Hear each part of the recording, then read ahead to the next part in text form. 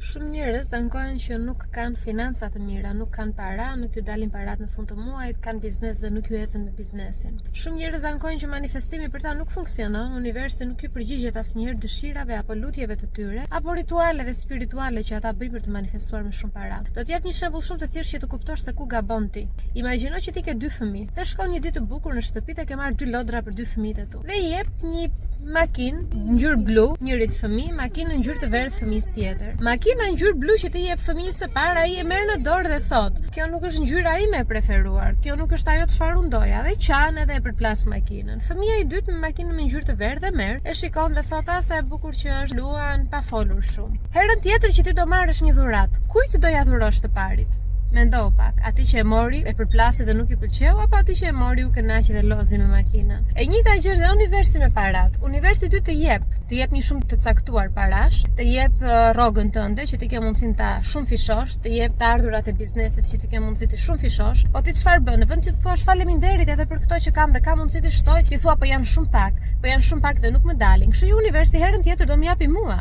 që edhe kur gjej një centër në rrugë e marr dhe falenderoj, them faleminderit që mi dhe univers. Prandaj kujdes me mirënjohjen, duhet të jesh vazhdimisht mirënjohës për ato që ke në mënyrë që të kesh më shumë. Ky është gabimi kryesor që bën shumica e njerëzve. Leku dhe paraja është frekuencë. Universi flet gjuhën e frekuencave, 1 cent ul dhe merre.